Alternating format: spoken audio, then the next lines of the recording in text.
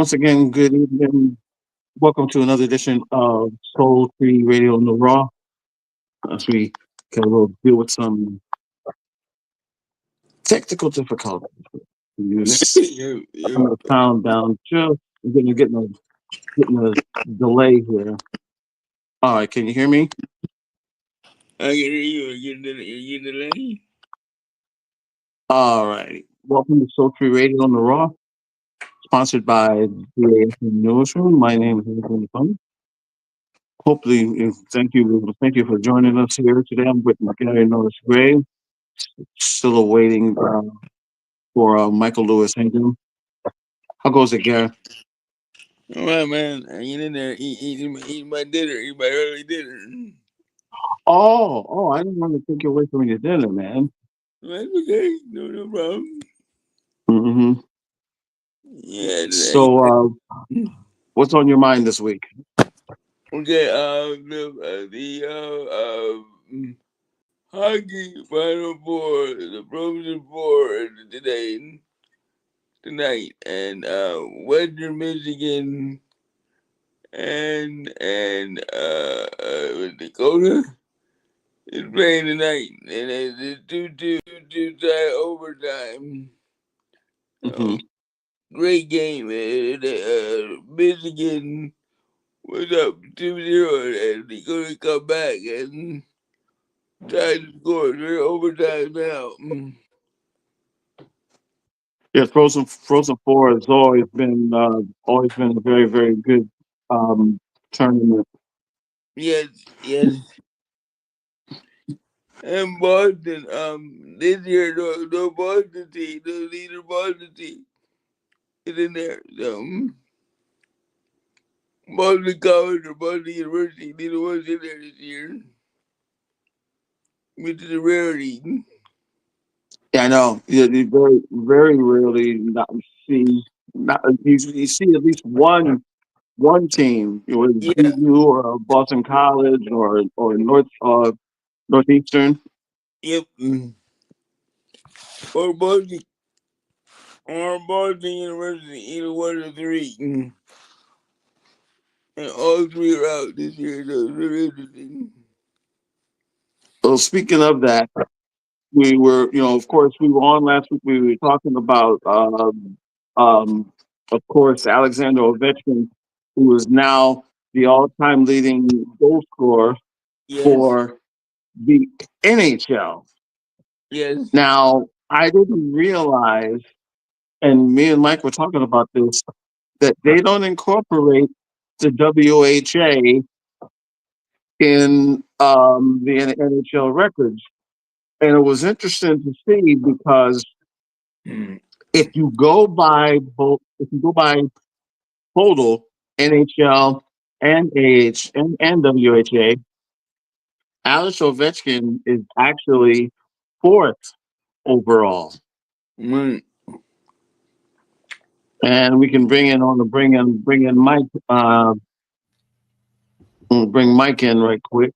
Howdy doody. And What up?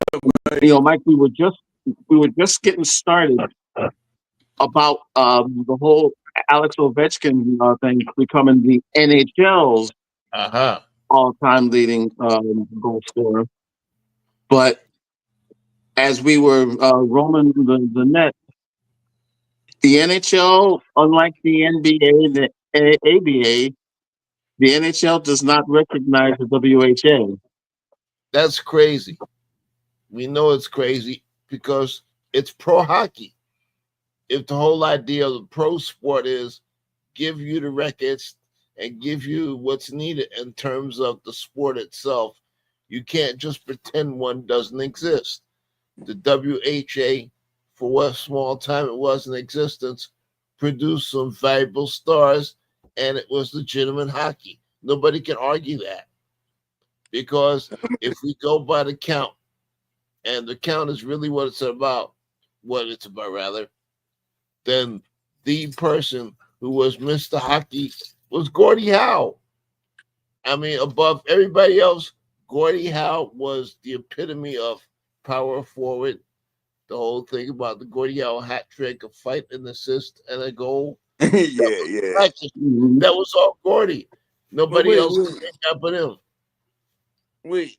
They ain't got Gordy House going with WHA. Well, no, it's the thing is they have if you go to hockey reference, it's broken down into NHL leaders all time and I'm sorry, WHA. Mark Tardif, the former Quebec Nordique, is the all-time leading goal scorer in WHA history. He has 313.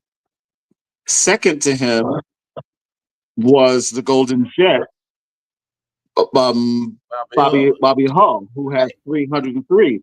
Now, I bring all that up because, again, and to the NHL's credit, they have said that Ovechkin is the NHL's all-time goal scoring leader, and they are correct. Yeah, and that's what Now, was right excuse there. me, if you encompass all of professional Major League Hockey, Mr. Hockey is still number one overall. He Okay. had 801 NHL goals, Right. but in 6 seasons in the WHA, he scored another 174 goals. He Not also had three 100 goal seasons. So his 100. total Mhm. is 975. Yep. Right. Now, Wayne Gretzky is still number two overall. Of course, 894 in the NHL, but in his lone season with the Indianapolis Racers and the Edmonton Oilers, he scored 46. So he has 940 goals overall. Yep. Now, number three is the aforementioned Mr. Bobby Hull, who had 610 Right. NHL goals, but he added another 303 goals in his 7 years in the WHA, and he had four 100-point seasons Mhm. in the WHA, including a 77 goal season, which at the time was more than Phil Esposito's mark of 76. That's right. So, and he finished with 913 overall. Mm-hmm. And then you Ovechkin. get Alex Ovechkin, of course, who has played his whole career in the NHL with 895. Mm-hmm. So it's interesting that now even the NFL and AFL put they combined, so their records are in Cooperstown. I'm sorry, in Canton. The NBA and ABA records are now consolidated. Even baseball and the Negro League consolidated. Finally. But surprisingly, the And NHL is still playing footsie with the records, and they refuse to acknowledge the WHA. I wonder why. But how many years did WHA play? It The was like WHA, if I remember correctly, they did a decade, right? Well, yeah. I think just a little under a decade. I think 8 or 9 seasons. Yeah, And yeah. their championship was called the AFCO Cup. Right. And given the statistics that they put up and the players that came out of it, it was exciting hockey. I remember the Rangers got in the kerfuffle because they wanted Anders Hedberg and Ulf Nielsen. Right. And I think at the time they were at an impasse because European players had not made a real mark in the NHL yet. They were they were either Canadian or American. The European imports were rare, and they were flourishing in the WHA. So all of a sudden, Don Cherry, Mr. Canada, gets on his high horse and talks about how the European players basically are second class and they don't play up to the levels of the good Canadian kids. And how ironic that now basically a foreign player is now the quote unquote NHL all-time goal scorer. Mm-hmm. I remember back in the day when they had territorial rights. You couldn't be a guy out of your territory. I remember that too. That's Yeah, back yeah. in the 60s, back in the 60s. Oh yeah. Even up until when when Mike was talking about, of course, Nielsen and Hedberg, and remember that was huge when they signed because they Yeah. basically broke up a championship team in Winnipeg because those two Right. guys, were they played with Hull in Winnipeg and Mm, won. I know they won at least what two Avgo Cups, Mike. Two Avco Cups, and they were in the finals in at least two other situations, 2 other right. years. They were a Mm-hmm. strong franchise, so that they disappeared like they did before they came back was a real surprise to me. It seemed Mm-hmm. like they were anchored in the WHA. Well, I remember. And if I remember correctly, Gordie Howe won with the then Houston Aeros before he wind up, playing with the then New England Whalers. Mm-hmm. Right. And he had his kids on one line, Mark and Yes. Marty. Right. Marty, I Mm-hmm. remember Mm-hmm. playing with the Philadelphia Flyers. And I don't know what that. Oh no, excuse me. Mark Howe moved on to the Flyers. I don't know Mark. what happened to Marty after that season in Houston. But you had this great style of hockey. It's pro hockey. How can you not count the records? You make it sound like they don't exist. That's crazy. Yeah. If anything, the legend of Gordie Howe should be magnified to the nth degree. Here, this old man was rocking as a hockey player. He played for generations. I mean, somebody scoring 50 points at age 51, over a point a year, that's hellified. And to be on skates doing it, that's something else. It, Even his last year with the Hartford Whalers in the NHL, he had like 16 goals. And Yes. again, he was in his 50s. And ironically, Hull, Bobby Hull, played the end of his career with the Hartford Whalers. Got a handful of goals. They sort of cornered the market on former players because you had, of course, the great Dave Keon on the Spear of the Hartford Maple team Leafs, as Spear of well, the and he had been blackballed by your friend and his Howard Ballard Yeah. um, after all those years in Toronto. Mm-hmm.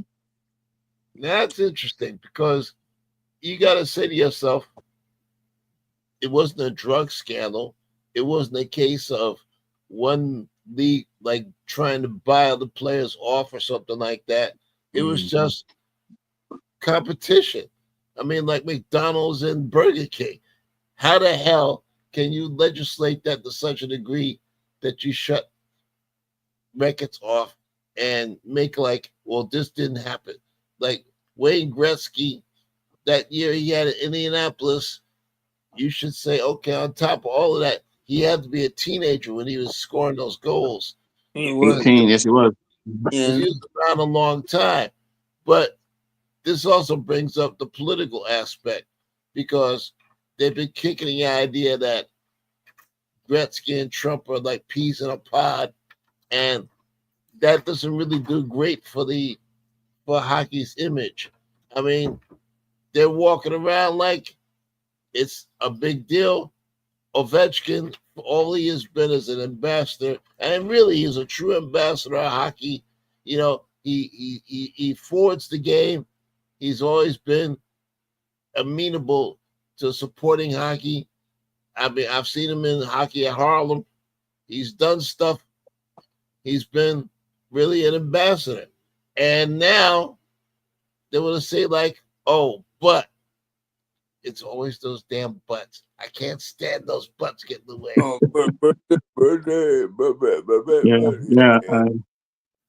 It happens, and the only thing that I can compare it to, and literally and figuratively, because of the player defections and the not identifying their records, is the NFL and the AFL. Those early years, Yeah, when Bobby, people forget Bobby Hull was still, even though he was older, Bobby yeah, Hull was still a productive player sure was. when he defected to the WHA.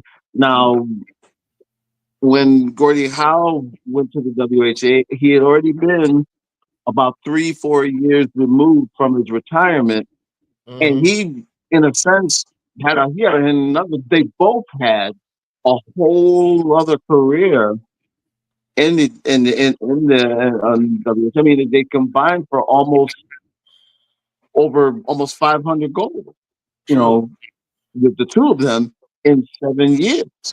So, if nothing else, just because of them, if nothing else, you've got to include them because I mean, this is hockey royalty you're talking about here. yeah, Exactly. On top of that, there's no real style difference. Like we can make the comparison about the AFL being pass happy and high octane offense yeah, and stuff like that. But NFL. the Mm. WHA and the NHL, they were like the same. I didn't see any real difference. There was no truly outstanding offensive squad or great goaltending that would make you say, I want to go to a WHA game and see so and so. You know, because we were in New York, you didn't know who it was. And you Right. saw Gordie Howe's name, you might have been a New England Whaler fan, but you really didn't know who the teams were. And I think that lack of recognition is what caused the problems and maybe what helped kill the league. Did you guys, And it was well, Oh, I'm sorry, Gary. Go ahead. did you guys see it on TV? Cause we didn't get. I went to school in SIU. We didn't get WHA games at all. Well, unless you had a team in your area, you probably didn't, and they didn't. If I remember correctly, they didn't have a national contract. No, they did not. I think a hand and they were only in. If we're talking just the U.S., there was only a handful of cities, and they were not, and most of them were non-NHL cities. Houston, Birmingham, Philadelphia. um, Philadelphia. Cincinnati, Indianapolis. In fact, Yeah, but Indianapolis you folded had you had the that last Minnesota year, Fighting Saints. They were in the league, and of course, right? Minnesota's a hockey state, so that would have been an obvious. How can I say anchor in terms of this is where we're going to see some great hockey, Mm. and if they had a TV thing, it wasn't a national thing, unfortunately, because I Mhm. can't imagine any WHA game that I got to see.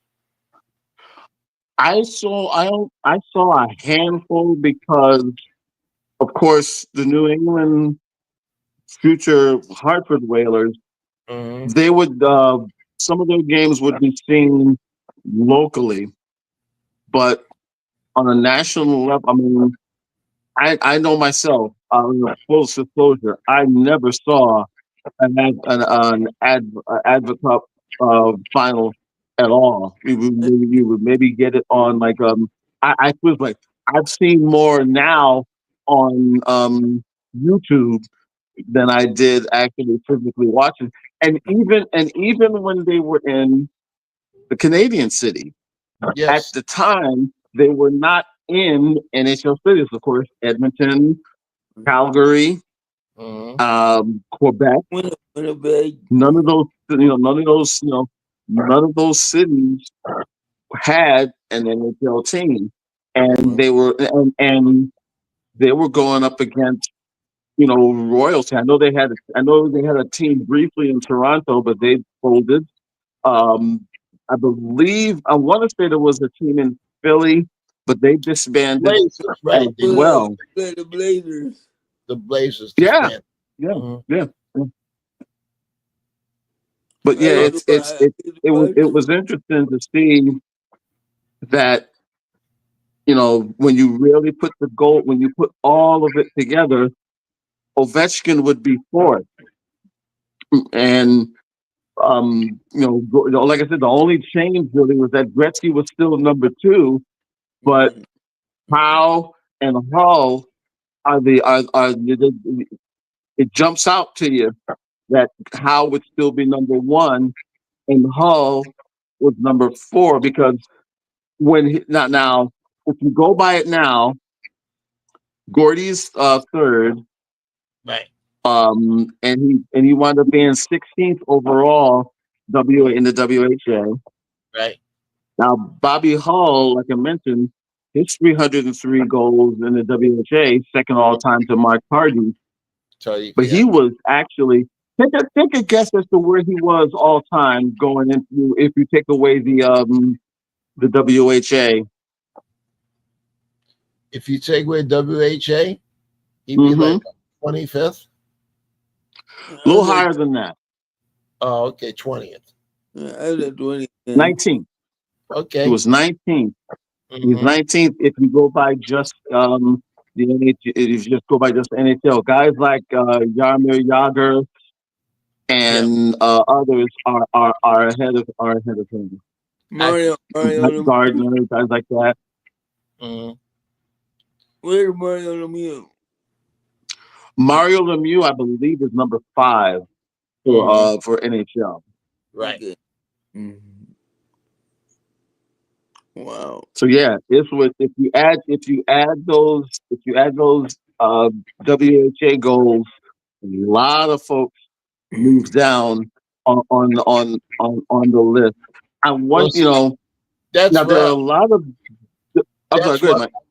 That's why I don't understand them putting a cap on the story like this. You know, Gordie Howe is a Canadian icon. I mean, he's in the Hall of Fame. He's done everything that you could possibly do in hockey. You know, if you look up the words power forward in hockey, Howe's picture's there somewhere, probably with a broken tooth.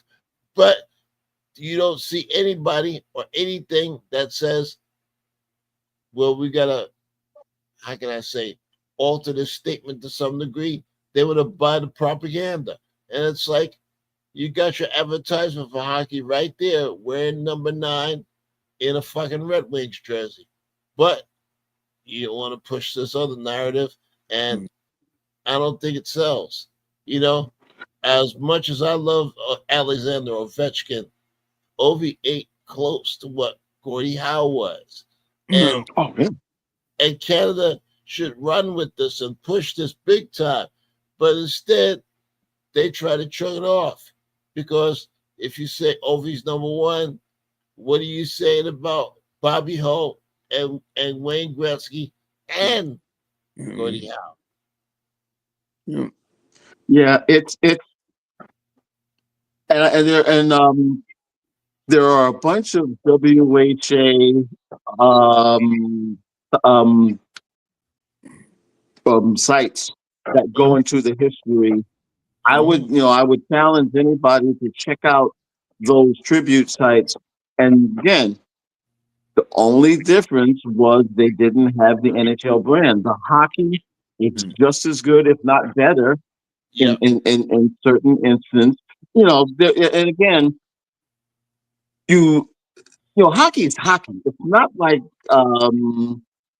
it's not like with the AFL and the NFL thing where the AFL basically threw the ball so they could get the higher visibility. But with hockey, you got to remember all the great stars that came over, not just Hull, not just Howe, but Bernie Perrant played there. I think everybody remembers Derek Sanderson defected from the Boston Bruins. I think, if I remember correctly, his contract was actually bigger than Bobby Halls. It was actually, I think, the largest in pro It sport was at bigger. the It time. was I remember bigger. him being on the I cover remember of Blazers. SI. Yeah, I remember the Blazers had him on their side, Yeah, and they Blazers, were that's talking right. about his contract. You're right. The Blazers were really big with that. With Well, there was the last year there was a team in Birmingham, the Birmingham Bulls, oh yeah, and they had a like a young guns team where you had guys like Rob Ramage, I Tony believe McKinnon. Real Cloutier, Mm-hmm. other players that went on to have substantial NHL careers, and it had sort of a Negro League feel to it in the sense of they were only together for that 1 year, Right. and then literally with the merger and with the way of and the unprotected players that were left unprotected and who they could protect, they Mhm. went all over because if you remember when the NHL and WHA merged, they only took 4 teams, right. but it left a bunch of players out there as free agents, and you had folks going all over the place. It was Yeah. nuts, It was like a absolutely transfer nuts. portal. I like the LA Sharks. The LA Sharks only 3 years. They disappeared. That's right. I Yes, forgot yeah, about them. yeah, yeah, Yeah. yeah. There were rosters of players that literally became. I mean, it was good that the league merged, but it left a smorgasbord of players, and there were guys that went 2 3 years without playing because they never got picked up by someone. Now, of course, there were a bunch that did, but it I wish I could talk to a couple of these WHA tribute site guys to get their opinion on it and see, you know, give the case of why the WHA record should be included. If the now I don't know if the Hockey Hall of Fame recognizes both, but NHL clearly is drawing a line in the sand, saying, we are the league, so to speak.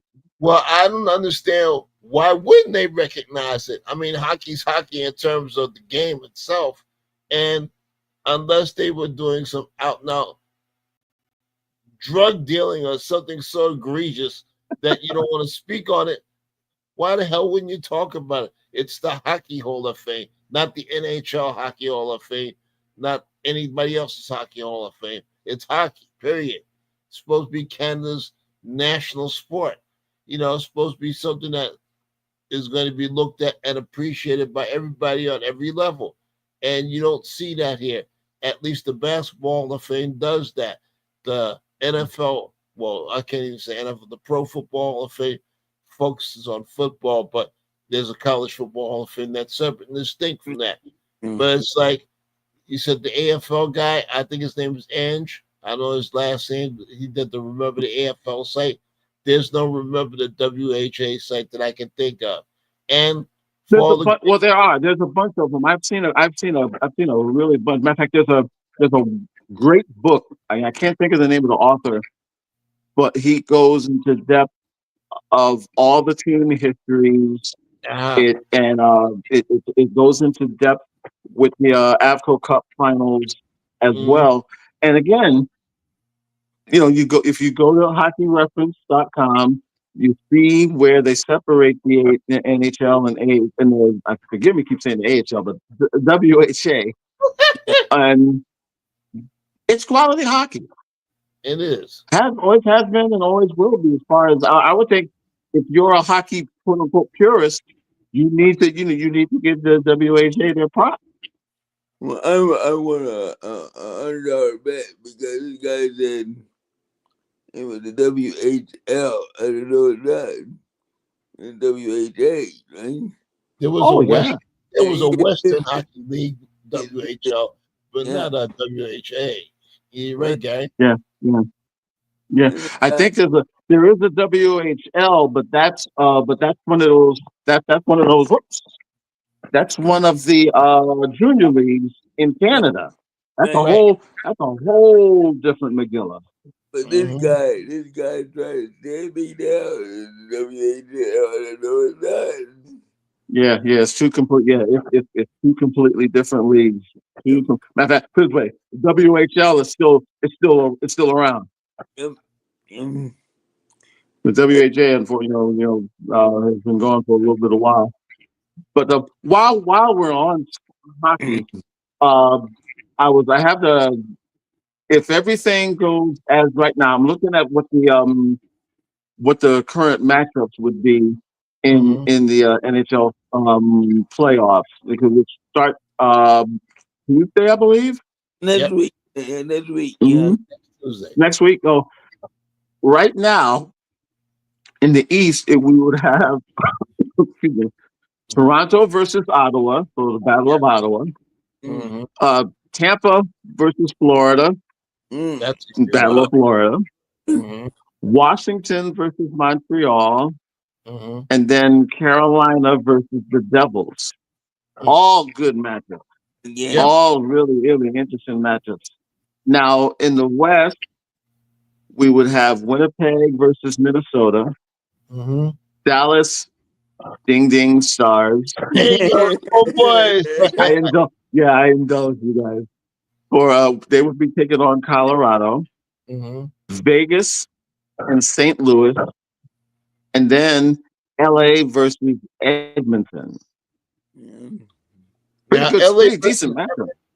LA versus Edmonton is going to be real interesting to me because you've got the classic stay-at-home defenseman in Darnell Nurse. He's a first-line defenseman, and you got Dustin Byfield, who looks like he's going to be the next. Well, I almost say the next Jerome McGinley because there really is only one. But I'm saying he's a definite 25, 30 goal scorer. He's Mm. coming into his own, and he's one of the top two lines along with Kempe, Kopitar, and Kuznetsov. So I think offensively they match up against each other pretty well. Darcy Kemper's a decent goaltender. I can't think of any team that's going to be really outclassed here. You know, we always see great playoff hockey, but what I'm really hoping is that the guys who are the very best, like we just saw the basketball tournament, and the number one seeds play like the number one seeds. I want to see that Mm. in hockey. I'm tired of the number one seed getting upset. He Yeah. always gets spanked by the 8 seed somehow in either the first or the second round. They get surprised or ambushed by somebody whose goaltender just loses their mind. I don't Or think. I hmm don't think because Winnipeg is playing so well. I don't think it's gonna happen in the West. mm, Well, Dallas, I guess, is definitely one of the favorites that they go on farthest. Now, um, I guess if there was a series that could possibly do what you're saying, Mike, where you have the number one team, that Battle of Ottawa look awful because let's face it, we know Toronto's been having a hard time getting out of their own way in the first round for the last God knows how many years now, Yeah, yeah. and well, Ottawa's probably just happy to be there because it's been a long drought for them. well, It, Ottawa it, has a. Wouldn't it be just whatever that Ottawa picked up Toronto in the first round? I wouldn't be surprised. They've done a oh complete man. takeover, and Linus Olmark, who used to be with the Sabres, has tightened his game up, and he's turned out to be a legit number one goaltender for Ottawa. Uh, they got at least solid lines, if not a classy, big time number one line, but they all play well. They're very aggressive going to the net. Well, the Maple Leafs, what can I say? They always shoot themselves in the foot because for all the offense they have, they fall apart. And if they got a weakness, it's probably goaltending. Although They picked up Anthony Stolarz from the Flyers. He's been their second team goaltender, but really, their first team goaltender is not much better. Toronto suffers from having all the offensive firepower, but they got no backup, no real backups in the net. If you compare them to the rest of the Canadian teams, Omark has turned out to be legit. Connor Hellebuyck is by far the best goaltender, in my opinion, in the league. Skinner has improved, and he got Edmonton to the final. I don't know if he's good enough. At Calgary, they've discovered a young man named Dustin Wolf who can really play. Ow! And I like this kid. But,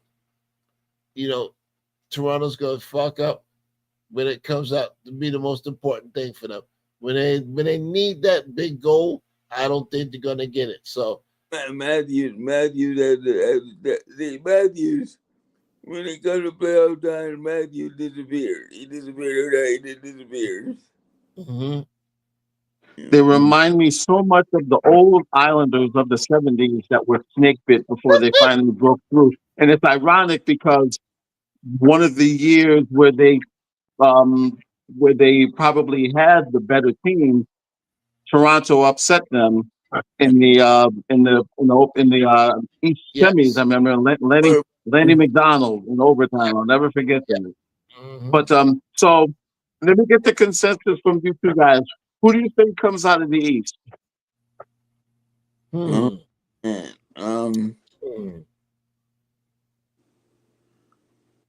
would not be surprised if, on the strength of Ovi, Washington somehow survives.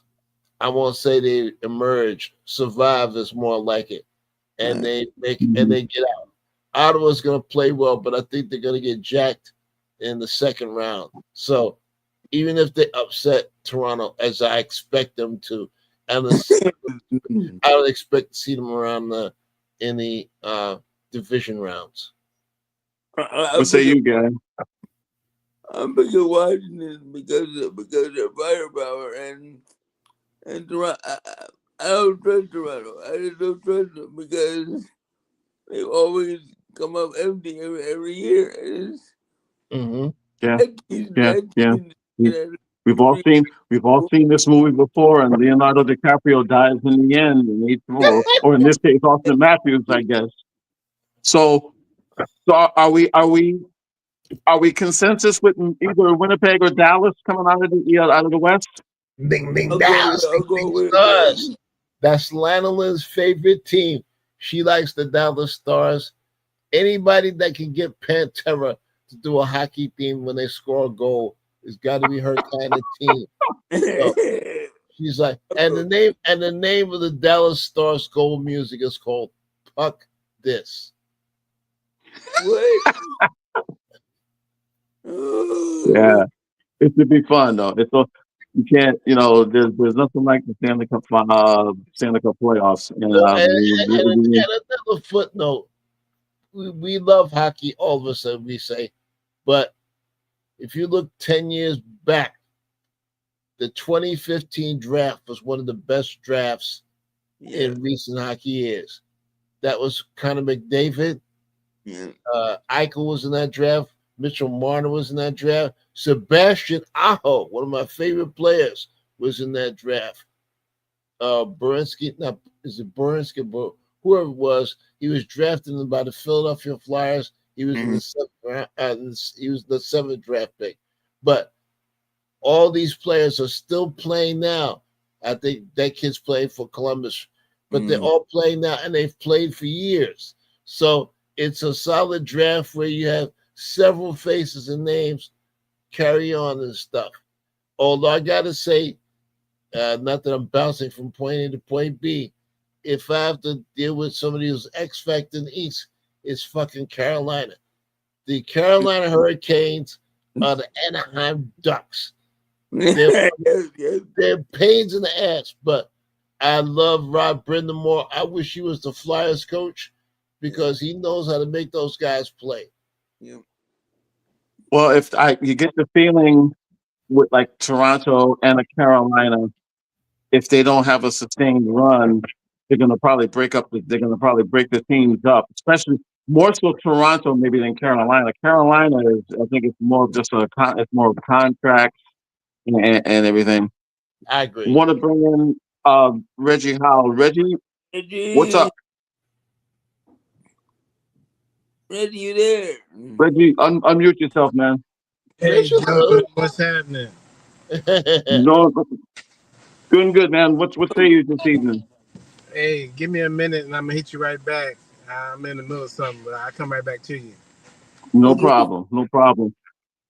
And Mike, we mentioned the NCAA tournament, and the hated to see the way the men's final was really hoping Kelvin Sampson would finally get that one.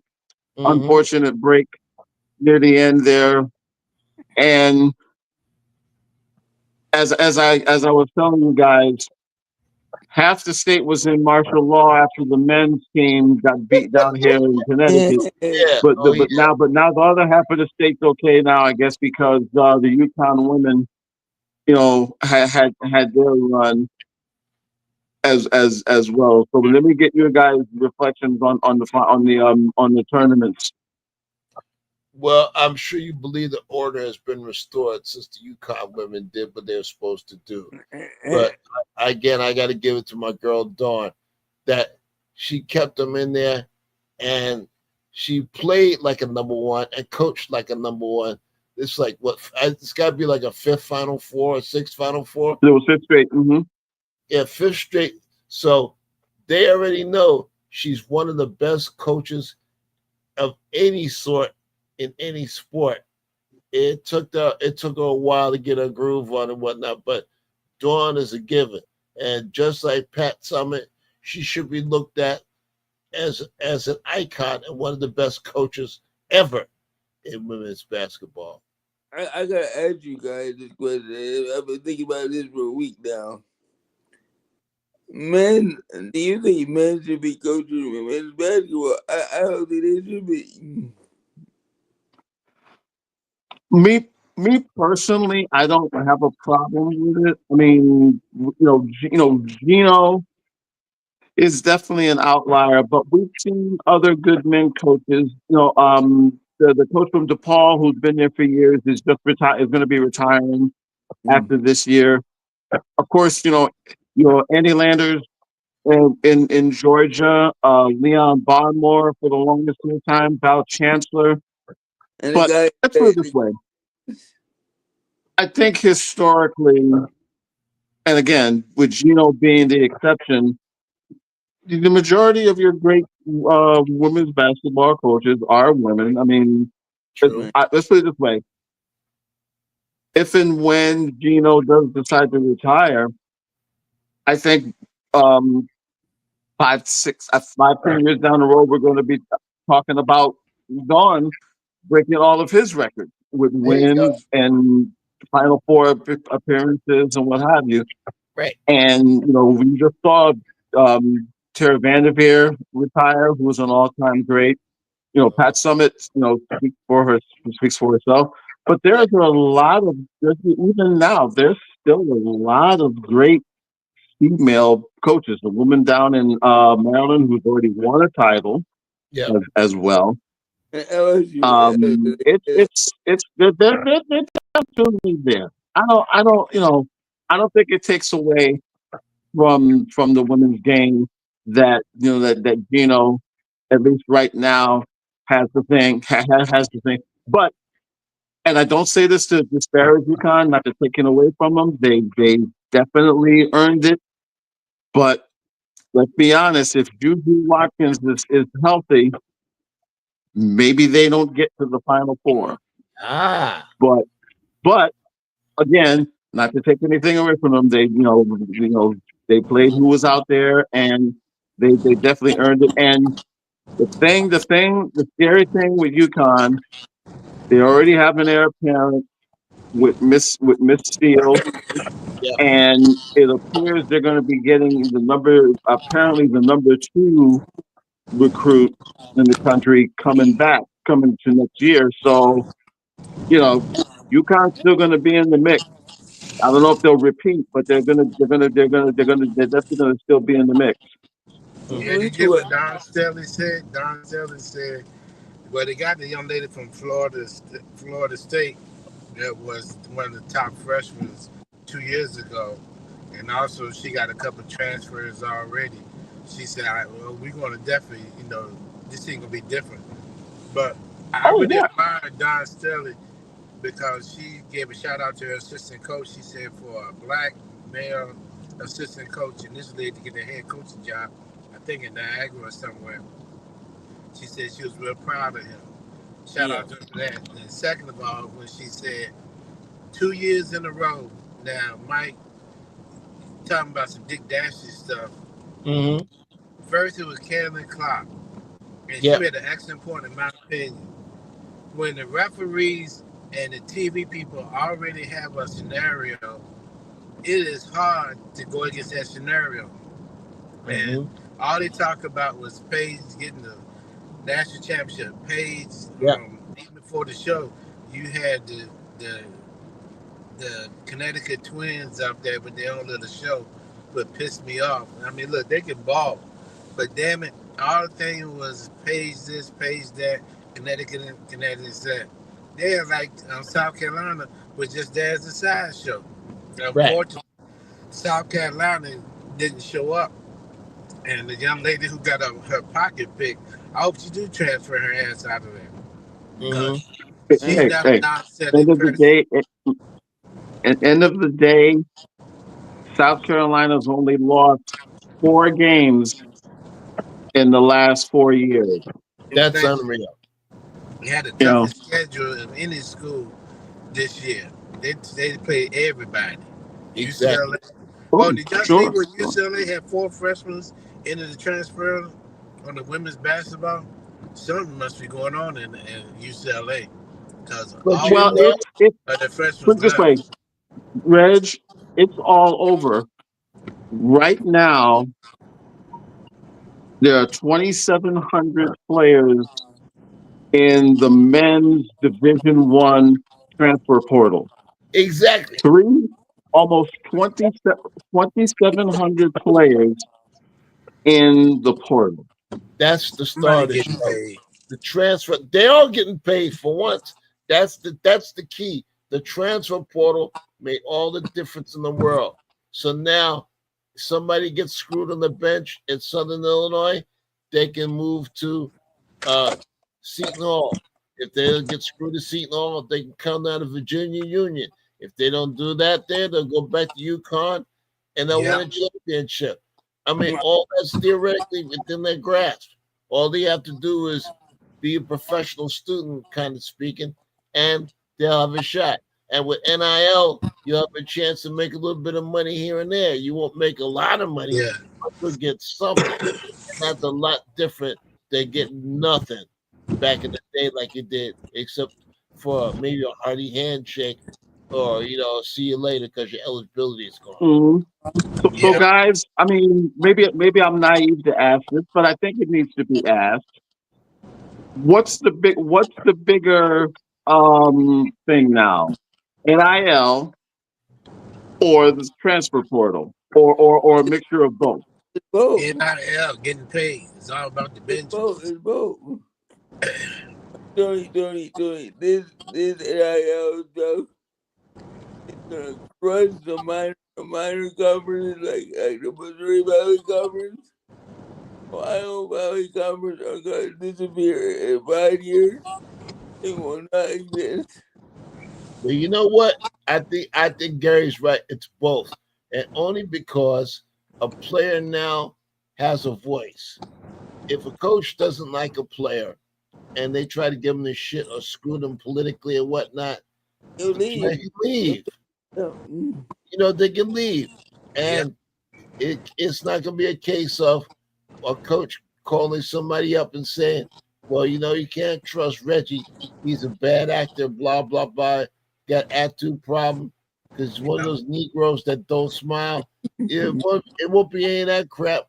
Reggie can transfer somewhere else. The coach can see him work hard, and he'll say, No, Reggie's all right.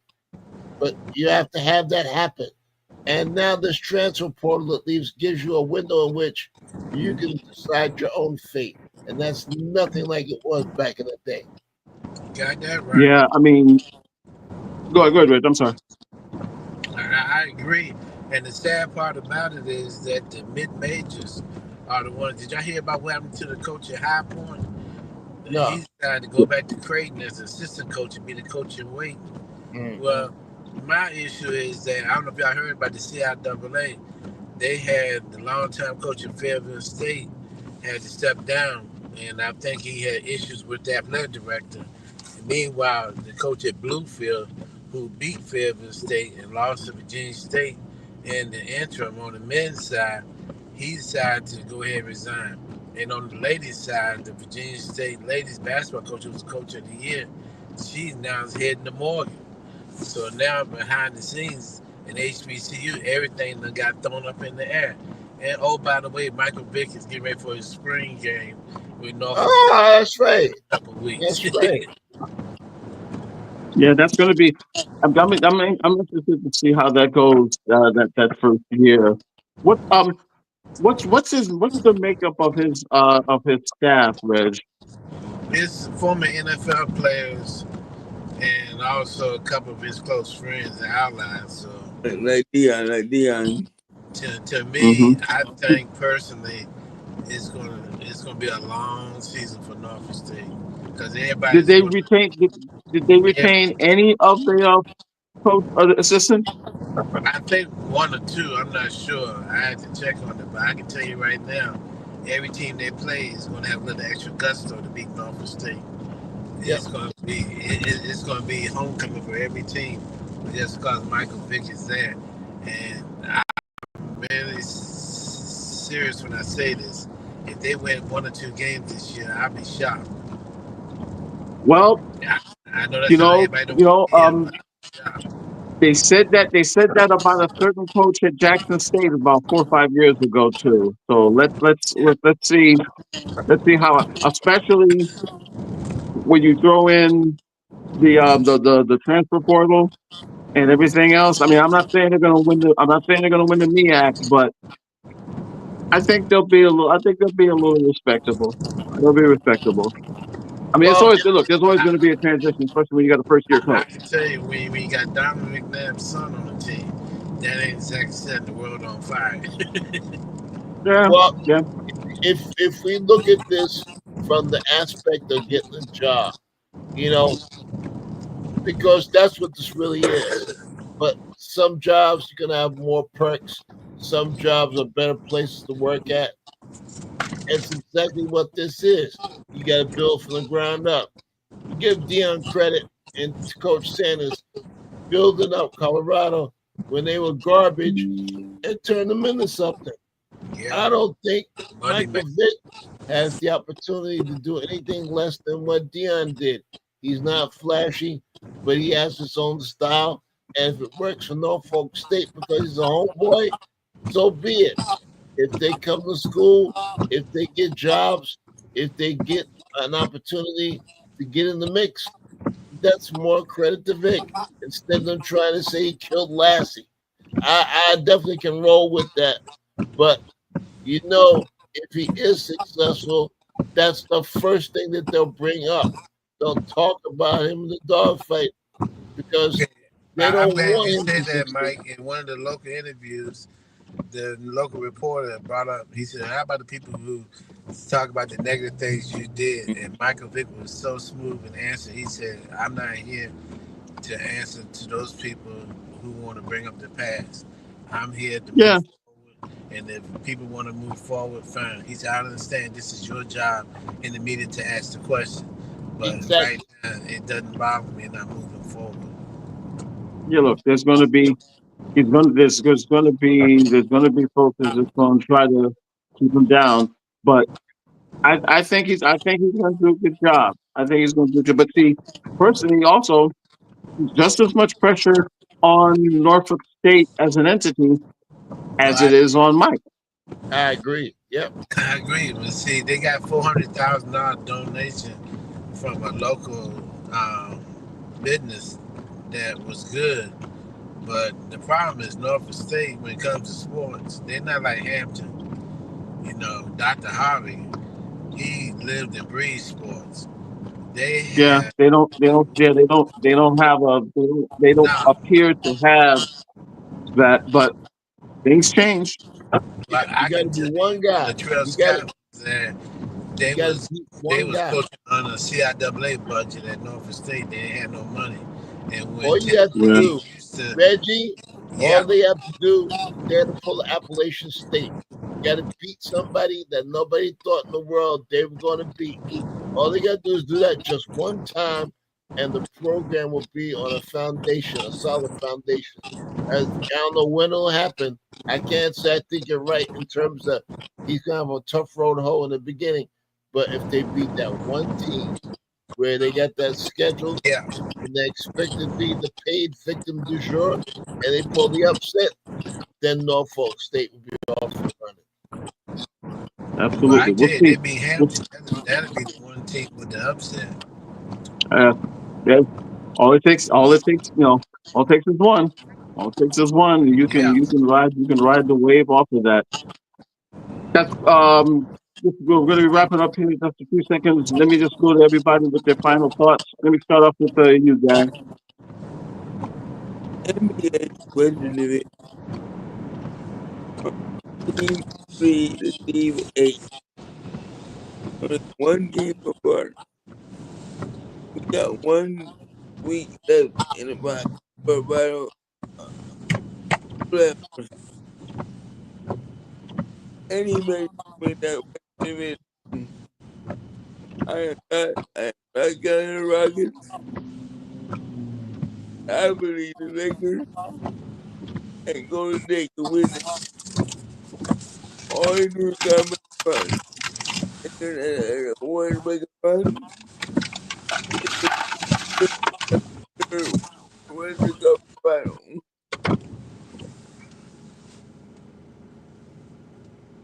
Okay. Okay. Mike. You know, I've been thinking about this for a while, and we should do a segment called "Look Who's Talking," because we're not that far from the next meeting of the Liars Club on April 24th, otherwise known as the NFL Draft. But 2 weeks from tonight. what really works my nerve is the fact that these cats will come out of their mouth and say just about any old thing. I've seen all their prequels and stuff, and even though they talk about Cam Ward as the number one, they do it with that edge. Like, yeah, he's the number one. But if he was a white quarterback, we would say much more disparaging shit about it. Or he's number one quarterback, but he must learn to play from the pocket. You know, not nothing that would give you a basis. If they say play from the pocket, they don't give you any where, why, how. You know, it's always some nonsense. So I look at the people who are running their mouths and doing the talking. Now, if it was somebody like a Joe Montana or even Terry Bradshaw with his hick ass, at least he knew about his position. He knew how to play it. He knew what dictated be a good quarterback and stuff that they did that made them successful as opposed to a bad one. Instead, we get what? We get Tim Hasselbeck, who's won maybe one game in his NFL career, and he got punked out by Chris Carter, who said, "Name me 32 quarterbacks better than Michael Vick," and shut him the fuck up. We also have Dan Orlovsky, who wants to piss on Jalen Hurts. All he did was win a Super Bowl and be the MVP. Dan Orlovsky, he walked into the out of bounds on a nationally televised game on Thanksgiving because Detroit Lions were so fucking rotten that he wanted to go to the bathroom, but he couldn't leave because he had to stay and finish the game.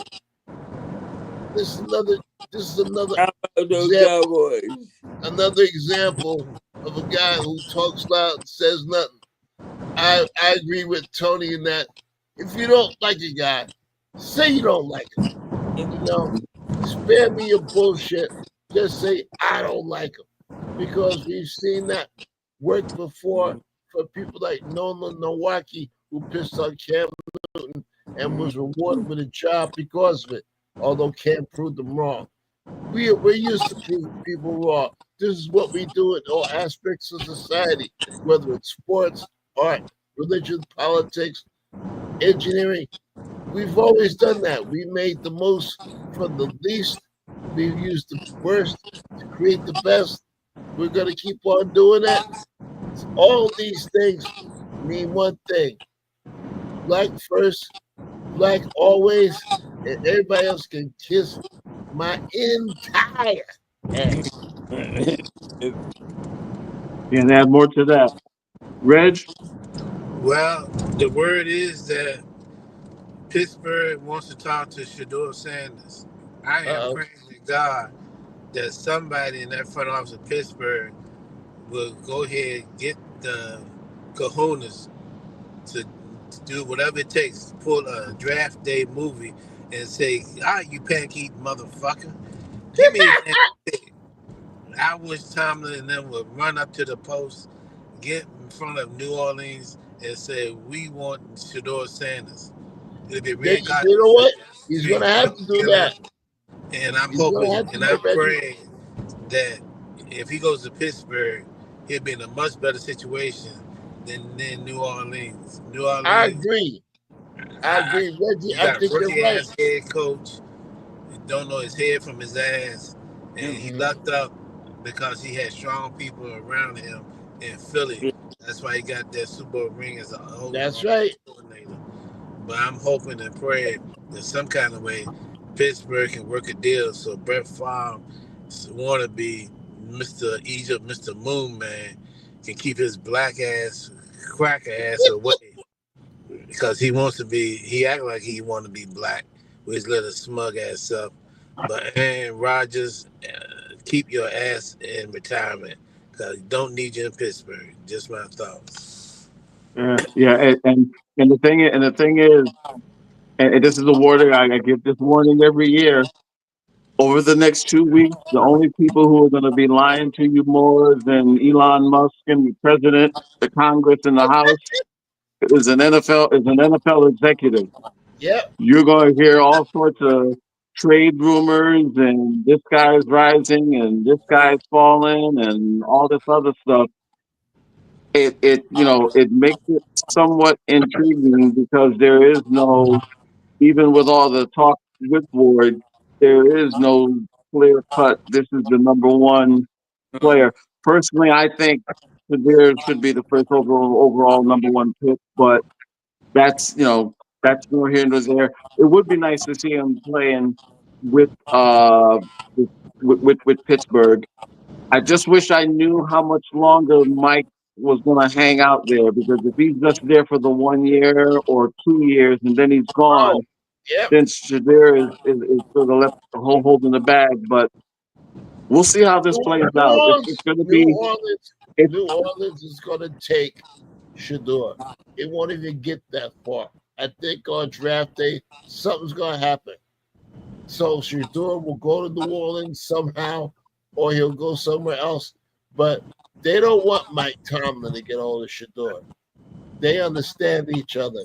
Even though Pittsburgh has given him reign and they have allowed him to do his job, I don't think they want Shador Sanders and Mike Tomlin to hook up.